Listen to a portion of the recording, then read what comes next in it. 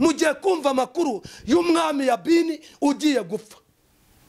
Hari umwami Yabini ugeje kwicira Yabini utuma amahanga acikamo kabiri. Witwa Yabini yari umwami utera nk'ikaramatage, ariko Imana yambwiye ngo ije kwica Yabini. Pe wasito pe tubasha Imana urapfa, ariko wowe wubasha Imana, Imana irakuzamura. Kugira ngo ubuhanuzi mbazaniye ni Imana yampaye ubuhanuzi, irambwira ngo nze mbwire kuri muzayumva ku mateleviziyo, ku binyamakuru. Hari Yabini ugiye gupfira ku mugabane abari muri Afurika, mufite Yabini ubarwaye. Yabini akavuga ngo nzatera uriya mugabane mu Burayi, yuko mufite Yabini ubarwaye. Ngo Imana irica, Imana irica. Icyo ni icyambere, iranakiza. Ujye ugendana n'Imana, waba ukennye waba nta kazi ufite, Imana iguhe kugendana nayo muri uyu mwaka. Bese ugendane n'Imana, pe wasinima editaye. Waba udafite urubyaro waba urufite, waba udafite inzu waba uyifite, waba udafite akazi, waba ufite ingana, waba utazifite, waba wurira indege, ndakubwira ngo ugendane n'Imana. Siga Imana uzahura n'abanzi. Hari abantu benshi baje basiga Imana bayitanga imbere, ariko Uwiteka abateza abanzi barapfa batamwubashye. Nta muntu usiga Imana. Ese ushobora kumbwira ngo umuntu yasiga Imana gute? Ushobora gusiga Imana ukajya mu byaha, ukajya mu nzoga, ukajya mu sambanyi, aho uba wayisize. Yesu twahaye ikaze mwe Imana bane namwe muherere ku mpera z'isi zitandukanye. Tubifuriza impagarike mu bugingo bwanyu, kandi turavuze ngo Uwiteka baduhere umugisha mwese mudahwema kudukurikirana 5 kuri 5. Tubasaba umugisha utagabanyije mu izina rya Yesu. Imbere ya kamera zacu turabona umwana w'Imana uri amavuta y'Imana, kandi subugambira cyo kuri cano ahubwo ahora haca. Rero turashaka kugira ngo atangire atwibwira kugira ngo tukomezanye tuziranye. Imana bamugisha, Uwiteka abamugisha bari mu Rwanda ndetse n'abari mu mahanga. Imana ne bamugisha mu izina rya Yesu. Hanyuma nitwa Ndebwame Evariste, ndo umugabo, mfite madamu n'abana. Ndashima Imana ikomeje kundinda. Okay, byiza cyane, Imana ibumugisha. Hanyuma watangira dusengera. Yego. Mana rasito pe edifo do ben. Pe wayi wini gidi bini sas. Nekutango edifo. Ninima yasika era sifo. Turagushimura Imana ikora. Uri Imana ifite imbaraga, uri Imana igira neza, uri Imana mva gusenga. Duce bugufi muri aka kanya turakubashye. Humugisha umuntu wese ugiye gukurikirana Isezerano Ryera TV, aya bari mu Rwanda ari mu mahanga. Mbaraga z'Imana zibane nawe mu izina rya Yesu, amen. Hanyuma Uwiteka aguha umugisha we ukurikirana Isezerano Ryera TV. Mana nikugire neza, Mana nikumera umugisha. Yica no si ubwa mbere nyijeho abantu bo ku Isezerano Ryera TV, ndabakunda kandi murabizi. Mbazana abantu zivuga ngo Imana igukureho Yabini. Imana yo mu ijuru igukureho Yabini ukurwanya. Yabini niwe nje kuguhanura nkubwire ngo ufite Yabini. Reka dusome igitabo cya Yosuwa gice cya 11 umurongo waho wa mbere. Turaza gusimuka dusome n'uwa 6. Murongo wa mbere haravuze ngo Yabini umwami w'Ihasori abyumvise atumira Yobabu umwami w'Madoni n'umwami w'Shimuroni n'umwami w'Ikuri n'umwami w'Akafu. 6 havuze ngo Uwiteka abwira Yesu ati ntubatinye, kuko ejo nk'iki gihe nzabatanga bose bicirwe imbere y'Abisirayeli. Uwiteka abwira Yesu ati ntubatinye, kuko ejo nk'iki gihe nzabatanga bose bicirwe imbere y'Abisirayeli.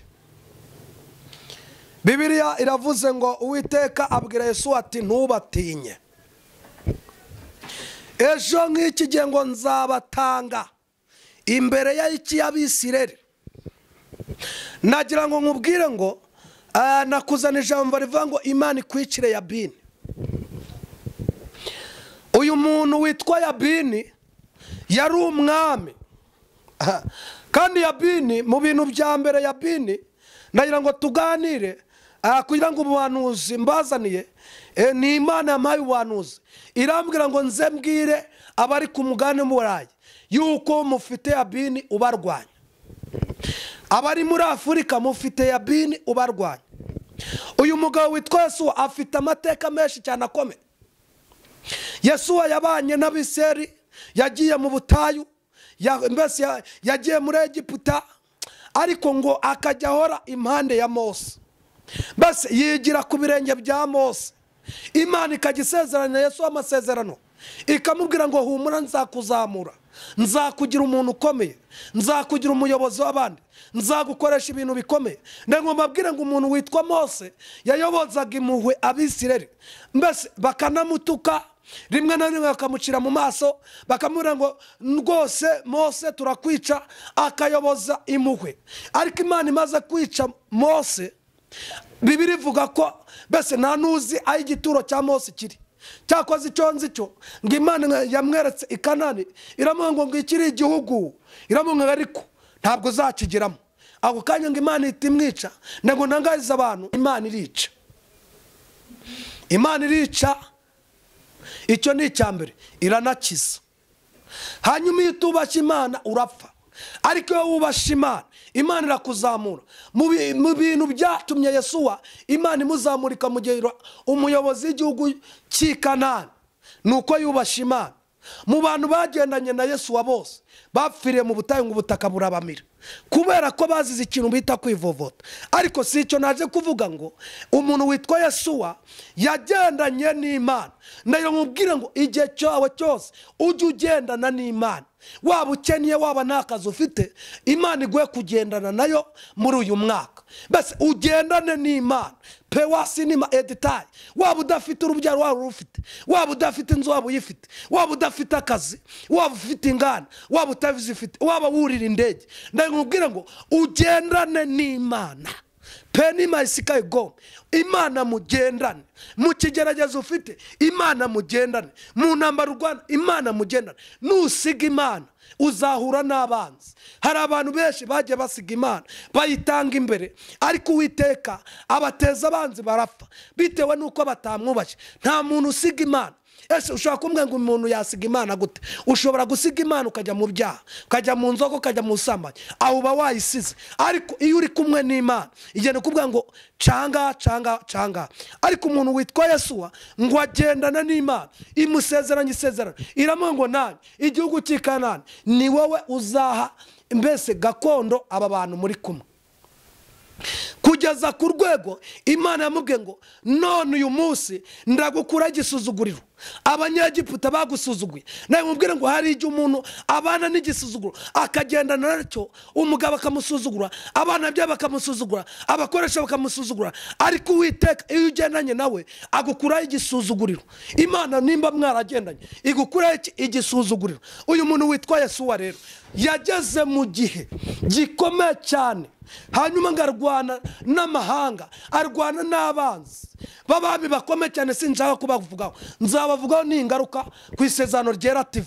Agendana n'abanzi, Imana imugabiza abanzi, ngo Yesuwa arwana ugamba, anesha amahanga, mbese yica abanzi, arabica. Ndagira ngo mbwire ngo Imana ikwicira umwanzi urwanya umugisha wawe. Penima isikaye gome. Nta muntu utagira umwanzi, waba uri umukire waba uri umukene, ugira umwanzi. Imana ikwicira umwanzi muri icyo kigeragezo, mu ntambara urwana. Imana igukura umwanzi nyuma muri aya mahanga urimo, Imana igukura umwanzi nyuma mu kazi ukora, Imana igukuraho umwanzi. Basi Uwiteka penasito peditango rarabone masika, Imana ikwicira umwanzi. Penima isikaye gome, utuma udatabarwa. Ziko tugira abanzi batuma tudatabarwa, tutinjira mu mugisha. Ariko Uwiteka umugisha wawe Imana igukureho mu mwanzi, nirangiza imwice imunogonore. Perasifonema, Imana ikwicira umwanzi imunogonore. Ndabisubiramo, ndasoma gatatu. Uwiteka kwicira umwanzi amunogonore watumye utinjira mu mugisha wawe. Uzi ko Mose umuntu witwa Yesuwa yisha abanzi arabarangiza, abona inzira yo kujya mu gihugu cya mu masezerano. Hanyuma rero hano umuntu witwa umwami Yabini ngo yumva ko Yesuwa yishe, mbese yarwanyije ibihugu byose yabinesheje. Uyu mwami Yabini ngo araza akoranya abami bose ngo barwanye Abiseri bababuze kwinjira mu mugisha wabo. Nawe mubwira ngo Imana ikwicira Yabini. pewa sinima editayi. Iki gitabo cya Yesuwa ugisomera ku gice cya 11 umurongo wa mbere ureba abami Yabini yakoranyije arabegeranya ashaka ngo barwanye abise ngo batinjira muri uyu mugisha wabo, ariko Imana iraza yica Yabini abise binjira mu mugisha. Imana ikwikira Yabini penima isikaye gome wa mubyeyi we, Imana ikwikira Yabini enimini kutaye tumutinjira mu mugisha. Wa mugabo we, Imana ikwikira Yabini mudacuruza. Wa mubyeyi we, Imana ikwikira Yabini utumutabyara. Hari Yabini ukugenza, hari Yabini urwanya urugo rwawe, hari Yabini urwanya umugisha, ariko Uwiteka topa era sinima yazanye ijambo rivuga ngo abwira Yesuwa, aramubwira ngo Uwiteka abwira Yesuwa ati ntubatinye. Perasito peditango aramongo nutinye Yabini. Namubwira ngo Yabini yava no mu muryango wawe, Yabini yava mu musengana, Yabini yava mu mukorana. Uyu Yabini icyashinzwe ashinzwe gukorakoranya abantu aba bashinzwe kukurwanya ngo ntuzabyare, ngo ntuzubake, ngo ntuzakora ubukwe, ngo ntuzurira indege, ngo ntuzagura imodoka, ngo ntuzacuruze. Ariko Yabini Imana imwice. Imana yambwiye ngo ije kwikira Yabini utuma amahanga acikamo kabiri. Hari ibihugu bifite Yabini ubarwanya, Yabini akavuga ngo nzatera uriya mugabane w'Iburayi, nzawutera nkwikaramazo, nkwikaramatage. Ariko Imana yambwiye ngo ije kwica Yabini pewasito peditayi. Kandi abantu bari ku mugabane w'Uburayi mugiye kumva amakuru y'umwami Yabini ugiye gupfa. Hari umwami Yabini ugiye gupfa ku mugabane w'Uburayi ujengereje abantu bari ku mugabane w'Uburayi. Uyu mwami witwa Yabini wabajengereje utuma mudakora. Uyu mwami wita Yabini witambitse imigisha ya mugatuma muhungabana, mugahora mu ntambara. Imana yavuganye nanjye abantu bari ku mugabane w'Uburayi hari Yabini ugiye gupfa. Aya makuru muzayumva ku mateleviziyo, ku binyamakuru. Hari Yabini ugiye gupfira ku mugabane w'Uburayi. Abanyamakuru abandika inzandiko bazandika, bandika ibinyamakuru, bese ku mateleviziyo bintu bizahwihwisa ko Yabini apfuye.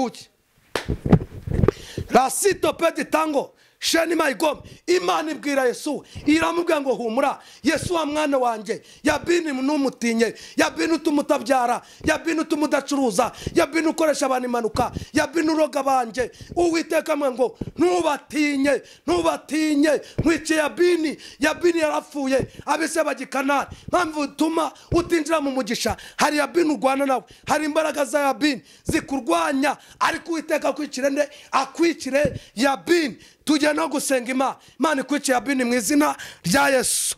Mana mu izina rya Yesu.